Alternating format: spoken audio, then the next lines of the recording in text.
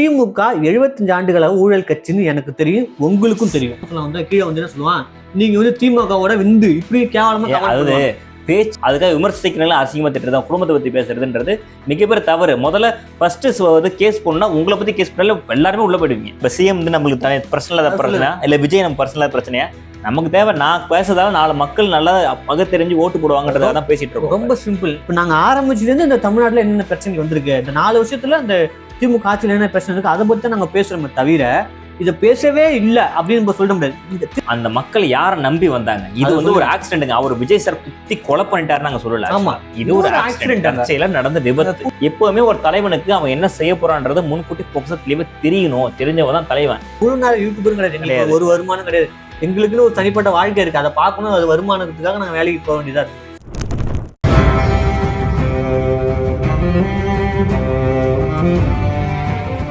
Hello friends, welcome to colour mic. அனைவருக்கும் வணக்கம். இது கலர் மைக் சேனல்ல பார்க்கணும், சப்ஸ்கிரைப் பண்ணி சேனல்ல பாருங்க.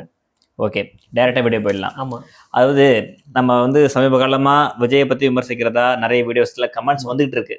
நம்ம ஆக்சுவலா இன்ஸ்டால வந்து அதிகம் வீடியோ போடுறது இல்லை, நம்ம யூடியூப்ல தான் கான்சென்ட்ரேட் பண்றோம். இன்ஸ்டால இன்னைக்கு தான் அப்லோட் பண்ணிருக்கோம். அதிகமா இல்ல, ஏற்கனவே பண்ணிருக்கோம், கொஞ்சம் பண்ணிருக்கோம். அதுக்கு இன்ஸ்டால வந்து ஒரு ஐடியா வந்துச்சு. என்ன கேட்டீங்கன்னா, நஃபீஸ் அகமதுன்னு சொல்லிட்டு ஒரு நண்பர் வந்து என்ன கேட்டிருக்காருன்னா, நீங்கள் வந்து காசு வாங்கிட்டு டிஎம்கே பேசுகிறீங்கன்ற மாதிரி, அது இல்லாமல் வந்து ஏன் இவங்கள பற்றி விமர்சிக்கிறீங்க, இவங்க ஊழல் பண்ணியிருக்காங்களே, அவங்க ஊழல் பண்ணியிருக்காங்களே, இவங்கள்ட்ட வாங்கிட்டீங்களா, அவங்கள்ட்ட வாங்கிட்டீங்களான்னு சொல்லிட்டு 1000 விமர்சனங்கள் வைக்கிறாரு நம்ம மேலே. சரியா, நாங்கள் திமுகவை பற்றி பேசலன்றத அது வீடியோவும் பார்த்து வந்து கமெண்ட்ஸ் பண்ணியிருக்காரு. ஆமாம், அது பார்த்து நீங்கள் டிஎம்கே பற்றி பெருசாக பேசவே இல்லைன்னு சொல்லிட்டு நீங்கள் வீடியோ சரியாக பார்க்கவே இல்லை நண்பரே. இந்த துப்புரவு பணியாளர் போராட்டம் இருக்கு, அந்த போராட்டத்தை பற்றி டிஎம்கே விட்டு கிழக்கின்னு விளாசிருக்கோம் வீடியோவில். நீங்கள் என்ன போய் பாருங்க. ஏன்னா இது கூட செய்ய முடியாத தலைவன் என்ன சிஎம் சொல்லிட்டு சிஎம் நேரடியாக கேள்வி கேட்டிருக்கோம். அதே மாதிரி சிஎம் சார் ஊருக்கு வந்தப்ப ஏரியாவே மாறுனுச்சு. அப்ப இவங்க வந்தாதான் ரோட் சரியில்லையான்னு சொல்லிட்டு அப்ப கேள்வி கேட்டிருக்கோம். இன்னமும் கேள்வி கேட்போம். அதே மாதிரி அந்த அஜித்குமார் வழக்கிலுமே சிஎம் சார் வந்து வேணும்னு மறைக்க பண்ணாங்க. அது நாங்க அது வாப்பனா உடச்சு நாங்க அதை பத்தி பேசியிருக்கோம். நீங்க எல்லாம் என்ன சிஎம்ன்ற வரைக்கும் நாங்க கேள்வி விடுறோம். அந்த அளவுக்கு எங்களுக்கு முகத்தை காட்டிய போறதுல எங்களுக்கு தில் இருக்கு எங்களுக்கு. சரியா, நாங்க எதுக்காக பேச வந்திருக்கோம்னா, மக்களுக்கு நாங்களும் இந்த மாதிரி எலெக்ஷன்களால பாதிக்கப்பட்ட ஆள், நாங்களும் மக்கள் தானே. நாங்களும் இது என்னன்னா எத்தனையோ வருஷங்கள் நம்பி ஓட்டு போட்டாச்சு.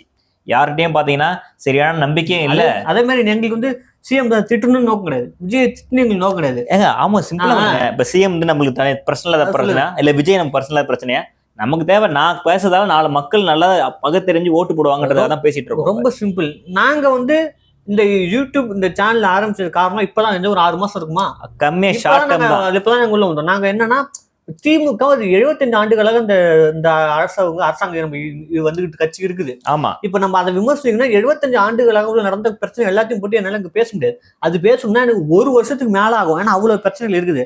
இப்ப நாங்க ஏன் இப்ப இதை பத்தி பேசுறோம் அப்படின்னா, இப்ப நாங்க ஆரம்பிச்சது இந்த தமிழ்நாட்டுல என்னென்ன பிரச்சனைகள் வந்திருக்கு, இந்த 4 வருஷத்துல இந்த திமுக ஆட்சியில் என்ன பிரச்சனை இருக்கு அதை பத்தி நாங்க பேசுறோமே தவிர இதை பேசவே இல்லை அப்படின்னு நம்ம சொல்ல முடியாது. இங்க திமுகல என்ன பிரச்சனை வருது, அப்போ அந்த பிரச்சனையை மேற்கொள்ளி நம்ம பேசுறோம். அப்ப டிவிக்கு என்ன பிரச்சனை பண்ணுது?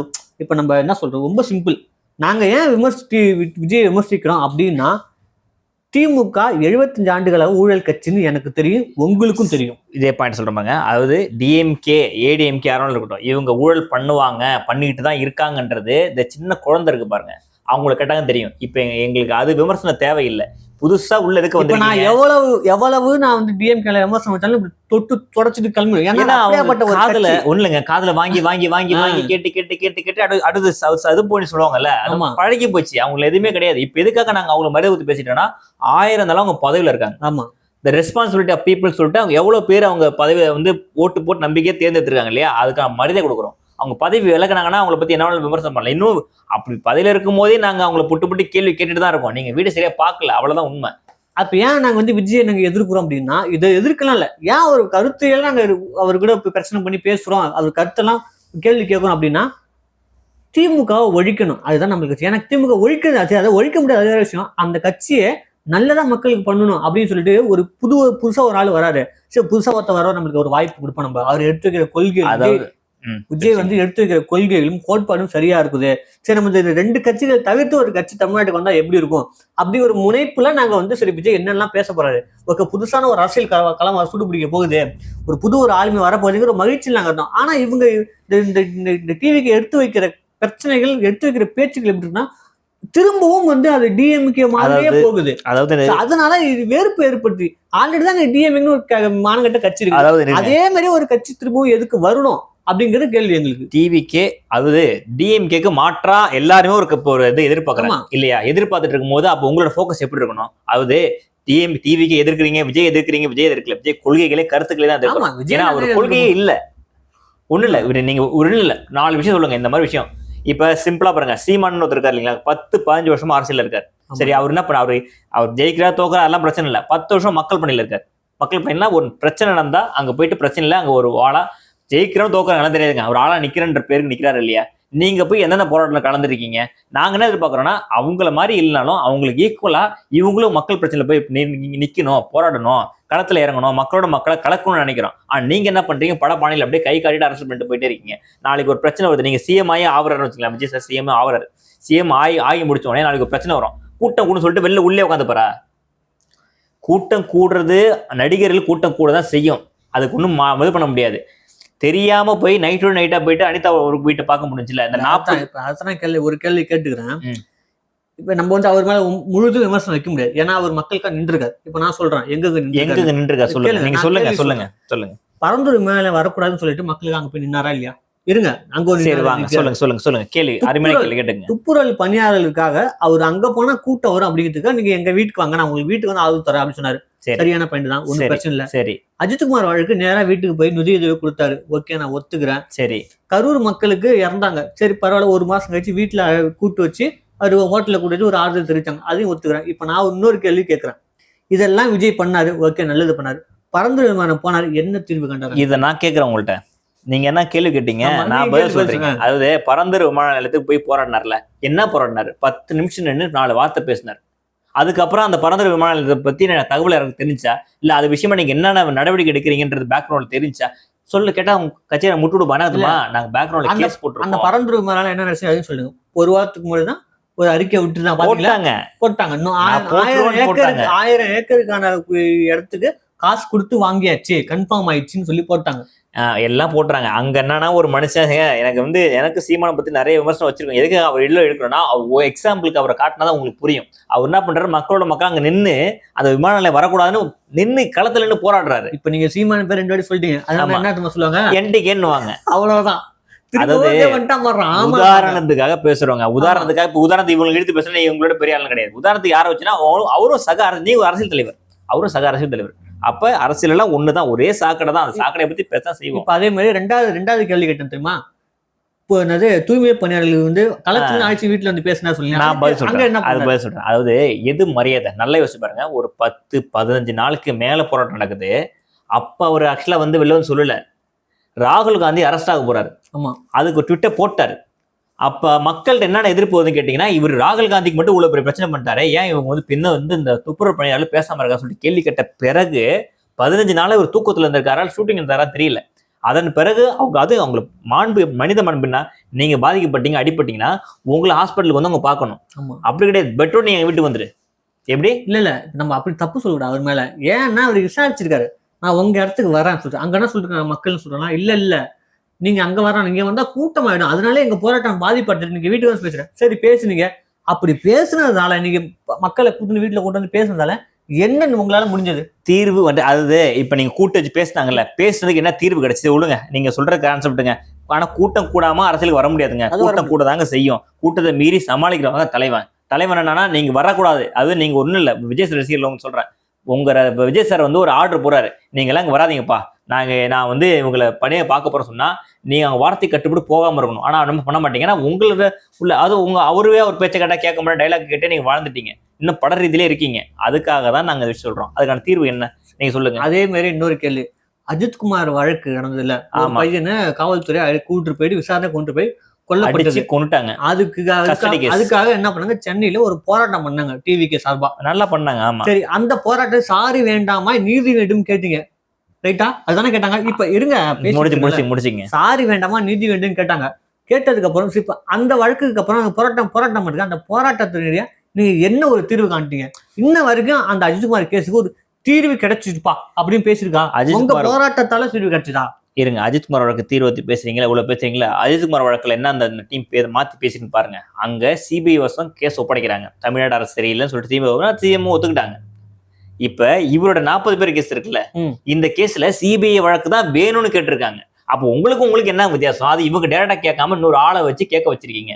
இதுலயே உங்க அரசியல் எவ்வளவு மோசமா இருக்கு, எவ்வளவு நம்பிக்கையில நம்ம அதிகமா சொல்றீங்க. அதே மாதிரி தீர்வு இன்னொன்னு கிடைக்கல. அந்த கேஸ் என்னாச்சுன்னு தெரியல. அதை அப்படியே மூடி மறைச்சிட்டாங்க. அது முடிஞ்சு போச்சு. இப்ப ரீசெண்டா இந்த கற்பழிப்பு வழக்கம் நடந்துச்சுல்ல, அது போலீஸ் வந்து கண்டுபிடிச்சிட்டாங்க. தெரியல, அந்த பொண்ணோட கண்டுபிடிச்சுட்டாங்க. அதுக்கு சரி கண்டுபிடிச்சிட்டாங்க. எந்த அளவுக்கு விமர்சிக்கிறோமோ அந்த அளவுக்கு அவங்களுக்கு தேவையும் சொல்லணும். கண்டுபிடிச்சதுக்கு போலீஸ்காரங்களுக்கு சிஎம் விட்டுட்டுங்க, போலீஸ்காரங்களுக்கு காவல்துறை நல்லா செயல்படுத்திருக்கு சொல்லிட்டு ஒரு ஜஸ்ட் ஒரு ட்விட் போட்டுட்டு அந்த போலீஸ்காரங்களுக்கு எவ்வளவு ஆறுதலா இருக்கும். ஏன்னா ஒரு தலைவனுக்கு நடக்கு என்ன தெரியுமா, ஒரு நல்லது நடக்கும்போது தட்டி கொடுக்கணும், நீங்க வாங்க மேல அப்படின்னு சொல்லணும். கெட்டது நடக்கும்போது கண்டிப்பா விமர்சிக்கணும், நீ இல்லைன்னு நான் வருவேன்னு சொல்லிட்டு. அதே மாதிரி அஜித்குமார் வழக்கு முடிஞ்சதுக்கு அப்புறம் ஒரு 10 நாள் கழிச்சு திருநெல்வேலியில ஆணவ படுகொலை நடக்குது. அந்த கொலைக்கான இன்ன வரைக்கும் அந்த கொலைக்கு அந்த கொலை நடந்துருச்சு. உங்களோட ஸ்டாண்ட் எந்த பக்கம் சொல்லவே இல்லை. இதை பத்தி கேட்டா எல்லாருமே முட்டுதான் கொடுக்குறாங்களோ ஒழிஞ்சு இதுக்கான பதில் என்ன? அது ஒருத்தங்க இறந்துட்டாங்க. ஒரு சாதாரண மனித மாண்பு என்னன்னாக்கா, நீங்க அவங்களும் சப்போர்ட் இவங்களும் சப்போர்ட் பண்ணா இந்த மாதிரி இறந்ததுக்கு வருது தெரிவிச்சுக்கணும் சொல்லிட்டு ஒரு சாதாரண காமனா பேசலாம். நான் விஜய் தான் கேள்வி கேட்கறேன், ஏன் நீங்க அதுக்கு பேசல விஜய்? ஏன்னா பேசினா ஓட்டு மிஸ் ஆயிடும். ஏன்னா இப்ப இவங்க ஓட்டு மிஸ் ஆயிடும், அவங்க இப்ப காமனா நடுவுல வந்துடும். அவங்க யார் பக்கம் தெரியாது. ஓட்டுக்காக தான் நீங்க எங்களை பயன்படுத்துறீங்களா? பொய்யா? அப்புறம் இப்ப இவர் எதுக்கு இப்ப யார் நம்பி எலெக்ஷன் நினைக்கிறாரு? இப்ப சும்மா சொல்றாரு ஃபேன்ஸை பயன்படுத்தல, ஃபேன்ஸுக்காக வரணும் சொல்றாரு. யார் நம்பி வராரு? ஃபேன்ஸுக்காக வராருல்ல, ஃபேர் நம்பி வராரு. ஃபேன்ஸ் ஓட்டு போடுவாங்க நம்பிக்கை தான் வராரு. அப்ப நீங்க ஃபேன்ஸ் ஓட்டை மட்டும் சம்பாரிச்சா போதுமா? எங்களை மாதிரி பொது ஆளுங்களோட ஓட்டை சம்பாதிக்கணும். அதே மாதிரி இன்னொரு கேள்வி, கரூர்ல 41 குடும்பங்கள் உயிரிழந்திருக்கு. அங்க இருந்து குடும்பங்கள் எல்லாரும் குடும்பத்துக்கும் உயிரிழப்பு நடந்திருக்கு. உண்மையா பொய்யா அது நடந்தது? அவங்க கான்செப்ட் பார்த்தா பொய். இருங்க, நான் கேட்கிற கேள்வி, அங்க நடந்தது உண்மையா பொய்யா? கொலை நடந்தது 100% உண்மை. ஆனா 41 உயிர்கள் பலியா இருக்கு. இது எதனால ஆனது? சிஎம் சார் போய் பேசினாரா? அதாவதுங்க, யாரால் நடக்குது எதால் நடக்குதுலாம் கிடையாது. அந்த மக்கள் யாரை நம்பி வந்தாங்க. இது ஒரு ஆக்சிடென்ட்ங்க. அவர் விஜய் சார் குத்தி கொலை பண்ணிட்டாரு நாங்க சொல்லல. ஆமா, இது ஒரு ஆக்சிடென்ட் நடந்த விபத்து. கூட்டம் கட்டுங்களா போயிடுச்சு, வேற ஒண்ணும் பண்ண முடியலங்க. இல்ல நிறைய ப்ராப்ளம் இருக்கு. அவங்க டைம் லேட்டா வந்து, இவங்க டைம் லேட்டா, இடம் பர்மிஷன் கொடுத்தா யாரும் 1000 பிரச்சனை இருக்கட்டும், அதெல்லாம் விட்டுடுங்க. யாரால வந்தாங்க, என்ன நம்பி வந்தாங்க, அதுக்குதான் சிம்பிளா சொல்லுவாங்க பணம் கொடுத்துட்டோமே சொல்லிட்டு. ஒரு தார்மீக பொறுப்பு எடுத்துட்டீங்களா? இன்ன வரைக்கும் குற்றச்சாட்டு பண்றீங்க. நீங்க இடம் கொடுத்த தப்பு, இவங்க வந்தது தப்பு, இவங்க சதி பண்ணி கொண்டுட்டாங்க. 30 நாள் ஆகி 30 நாள் அவங்க வீட்டுல கருமாதி கொண்டாடுற நேரத்துல நீங்க எல்லாரையும் பனையூருக்கு அழைச்சிட்டு வந்து, மகாபலிபுரம் ஹோட்டலுக்கு அழைச்சிட்டு வந்து நீங்க அவங்க காலில் விழுந்திருக்கீங்க. இருங்க ஒரு நிமிஷம் இருங்க. உள்ள போய் எங்கெங்க நடக்கிறத போட்டோ வெளில வருது, அங்க காலில் விழுந்த மாதிரி ஏன் ஒரு போட்டோ கூட வெளில வரல? அழுதுன்னு சொல்றீங்களா நீங்க? என்ன சொல்றீங்க? துக்கம் தாங்கணும் எல்லாரும் காலில் விழுந்து அழுது அப்படின்னு விஜய் சொல்றாரு. அந்த ஒரு போட்டோ ஏன் வெளில வர மாட்டேங்குது? ஒரு வெளில வர மாட்டேங்குது. அப்ப நீ உண்மையிலே அழுது பொய்யா இல்ல உண்மையான்னு தெரியல? விளம்பரம் பண்ணலையா? ஏன் எல்லாத்தையும் விளம்பரம் பண்றீங்க? இது விளம்பரம் இல்லையா? அவங்க மேல ஒரு காலில் விழுந்ததுன்ற பார்க்கும்போது ஒரு பெரிய விஷயம். இவ்வளவு நடிகரை சொந்த உங்க ரசிகர் காலில் விழுன்றது பெரிய விஷயம். அதை வச்சு நீங்க விமர்சனம் பண்ணா பிரச்சனை இல்லை. நாங்க விழுந்து மன்னிப்பு கேட்டோம் சொன்ன தப்பு கிடையாது. அதை மறைச்சு நாங்க தெரியப்படுத்தக்கூடாதுன்றதுக்காக தான் சொல்லல. அது என்ன ஒரு சின்ன மீடியா கூட வரல. அதுதான் ஒண்ணு இல்லைங்க. நாங்க மீடியா நீங்களே ஒரு பதிவு போடணும்ல, அந்த போட்டோ நடந்திருக்கு நீங்க நடந்து சொல்லணும்ல. அப்ப இதுல இருந்து என்ன தெரிகிறது நம்மளுக்கு? இந்த கட்சி என்ன இதை பார்த்தா 41 நாள் நடந்து முடிஞ்சுது. இப்ப 45வது நாள் என்னன்னா, இவங்க ஒரு பொதுக்குழு கூட்டம் நடத்துறாங்க, சிறப்பு பொதுக்குழு கூட்டம் நடத்துறாங்க. அங்கேயாவது தான் மேல தப்பு தான் ஒத்துக்கிட்டீங்க இல்ல, அப்படியே பிளைம் பண்றீங்க நீங்க. அவங்கதான் தப்பு, தீர்மானத்தை காட்டுட்டா கோர்ட்ல கேஸ் போயிருக்கு. இதெல்லாம் என்ன ஒரு பேச்சு? அதாவது பொதுக்குழு கூட்டம் நடத்தி இந்த மாதிரி பிரச்சனை நடந்துச்சு, இனிமே நடக்காம பாத்துக்கிறோம், இவங்களுக்கு பாதுகாப்பு இனிமே நம்ம நம்பி வந்த ரசிகர்கள் நீங்க பாதுகாப்பு கொடுக்கணும், நாங்க பாதுகாத்துக்கிறோம் சொல்லிட்டு அந்த வார்த்தை உங்கள்ட்ட வந்துச்சா? நீங்க கொண்டுட்டீங்க, மேல்கொண்டு கொண்டுட்டீங்க சொல்லிட்டு அதெல்லாம் குடும்பம் இல்ல. இவர் ஆதவ் உசுப்பத்திர அவங்க ரசிகர்களை, அந்த அதாவது படிக்கக்கூடிய பிஞ்சு மனசு, குழந்தைங்க மனசு ஏற்கனவே வெறித்தனமா இருக்கானுங்க அவங்க ரசிகர்கள். நீங்க நாங்க ஒரு சொடக்கு போட்டா 10 பேர் அரசு இது பண்ணுவான், ஸ்ட்ரைக் பண்ணுவான், அதே மாதிரி அடிதடி பண்ணுவான். சொல்றேன், தலைவன் ஏதாவது ஒரு பிரச்சனைனா, இப்போ உங்களுக்கு ஒரு பிரச்சனை நான் தான் வரணும், நான் தான் வரணும். ஆனா தலைவர் ஆதவ் என்ன சொல்றேன்னா, உங்களுக்கு ஒரு பிரச்சனை நான் வரமாட்டேன், காலேஜ் பசங்களே உங்களுக்கு பிரச்சனை. இதாங்க சொன்னேன் நானு. இது தவறு இல்ல, இது தவறு இல்ல, இப்படி பயன்படுத்தி தவறு இல்ல, அவங்கள தூண்டி விடுறாங்க. அப்ப ஆதவ் மிகப்பெரிய தீவிரவாதி எனக்கு தெரிஞ்சு. அவரெல்லாம் ஏன்னா ஏற்கனவே சொன்னாரு, இந்த மாதிரி இந்த நேபாள போராட்டம் மாதிரி நடக்கணும்னு சொல்லிட்டு கேட்டாரு. அப்போ தூண்டல்.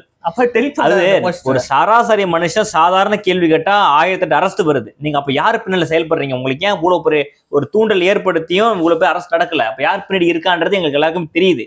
தெரிஞ்சால்தான் நாங்க இவ்வளவு கேள்வி. உடனே பிஜேபி நேத்து நடந்த பொதுக்குழு கூட்டம், அந்த பொதுக்குழு கூட்டத்துல பிஜேபி பத்தி ஒரு வார்த்தை பேசல. ஏன் பேசல? அது சொல்லுங்க, ஏன் பேசல சொல்லுங்க.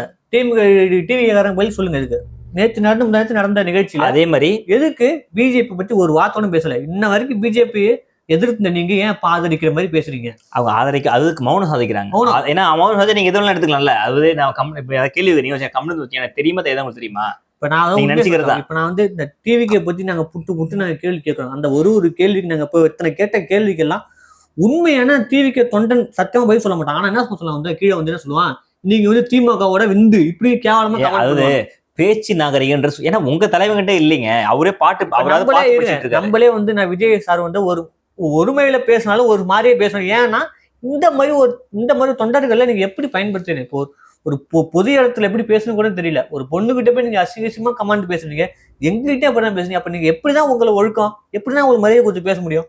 அது கொஞ்சம் கூட நாகரிகம் இல்லாம நீங்க அழகா வளர்ந்துருக்கீங்க. அது மட்டும் 100% உண்மையான விஷயம். உங்களுக்கே நல்லா தெரியும். முதல்ல நீங்க ஒரு கட்சி அரசியலுக்கு வந்துட்டாங்கன்னா பொது வாழ்வில் வந்துட்டாங்க. பொது வாழ்வு 4 பேருக்கு பிடிக்கும், 4 பேருக்கு பிடிக்காது. விமர்சிக்க தான் செய்வாங்க. இப்ப நம்ம ஒரு நிமிஷம் முடிச்சிடறேன். அந்த விமர்சனங்களை ஏத்துக்க முடிஞ்ச துணிச்சல் இருந்தா மட்டும்தான் அரசியலுக்கு வரணும். அதுக்காக விமர்சிக்கிறனால அசிங்கமா திட்டுறதா, குடும்பத்தை பத்தி பேசுறதுன்றது மிகப்பெரிய தவறு. முதல்ல ஃபர்ஸ்ட் கேஸ் போடணும்னா உங்களை பத்தி கேஸ் பண்ணல எல்லாருமே உள்ள போயிடுவீங்க. அந்த லெவலில் தான் இருக்காங்க அவங்க எல்லாம். இப்ப நம்ம இதெல்லாம் விமர்சனம் தாண்டி விடுங்க. நம்ம விஜய் விமர்சிக்க வேணாம், கட்சி விமர்சிக்கலாம். ஒரு கட்சி கூட்டத்துக்கு போய் 40 பேர் உயிரை இழந்திருக்காங்க.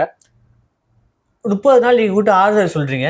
35வது நாள் என்ன பண்றீங்க? நீங்க அதை இந்த பண்ணது வந்து டிஎம்கே தான் சொல்லி எதிர்த்து நீங்க ஒரு செயற்கை பொதுக்குழு கூட்டம் பண்றீங்க. 36வது நாள் என்ன பண்றீங்க? உங்க சினிமா பாட்டு ரிலீஸ் ஆகுது. நேத்து ரிலீஸ் ஆகுது பாத்தீங்களா? ஃபேக்ட் தெரிஞ்சுக்கங்க. இது என்ன காரணம் கேட்டீங்கன்னா இப்ப கொண்டாட்டத்துல உச்சத்துல டிவி கட்சி இதை முடிச்சிடறேன். இது இந்த பாட்டை ரிலீஸ் பண்றதுதான் பொதுக்கூட்டமே.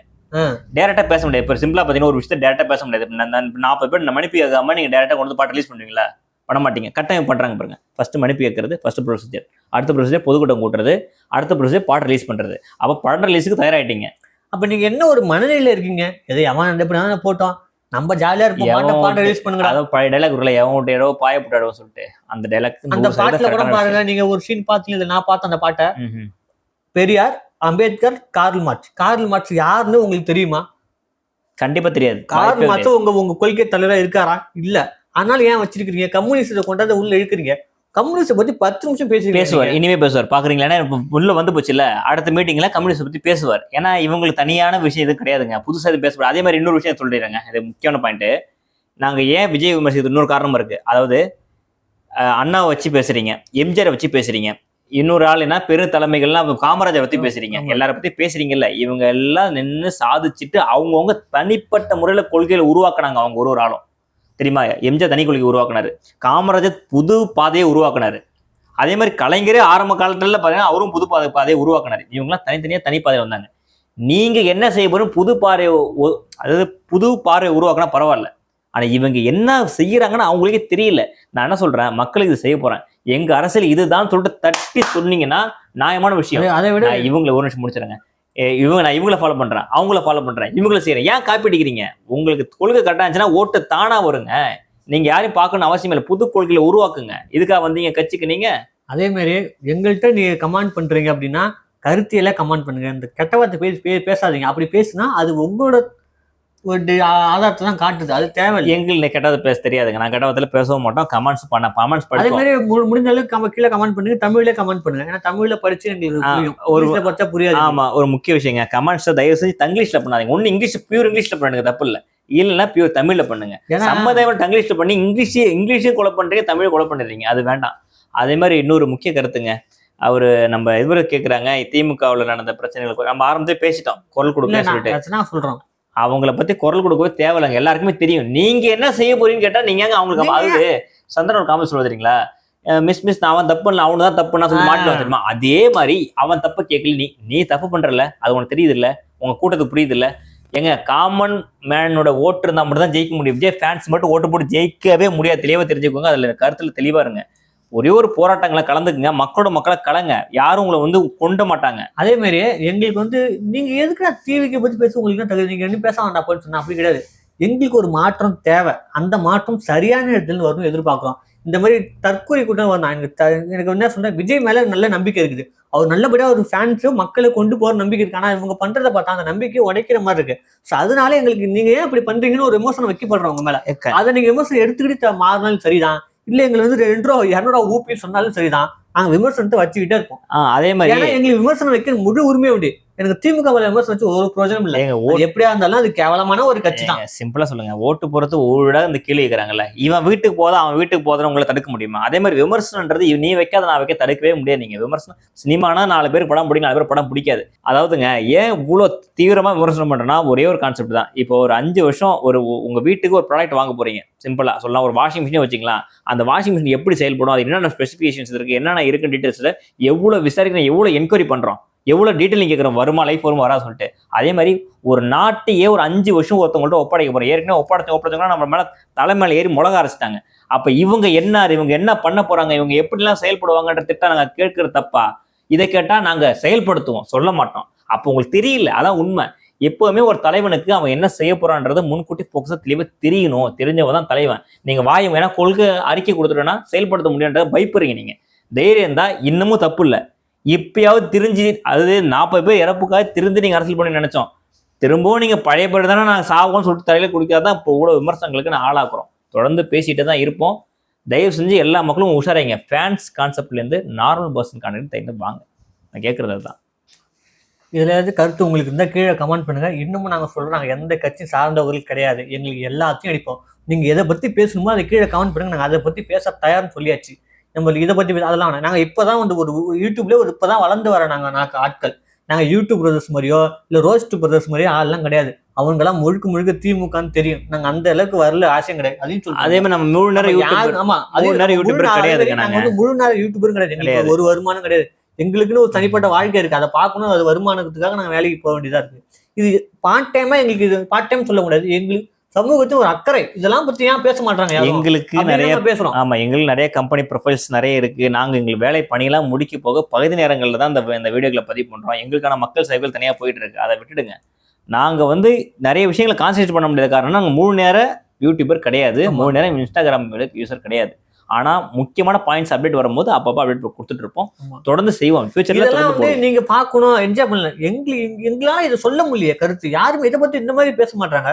எல்லாரும் அவங்க டிஃப்ரெண்டா அவங்களுக்கு பிடிச்சிருந்தமோ அதை பேசிட்டு போறாங்க. அப்படி கிடையாது. எங்களுக்கு இது உள்ள போய் அடிமட்ட லெவலுக்கு போய் இது என்ன இது பிரச்சனை சொல்லி பேசணும் எங்களுக்கு ஆசை.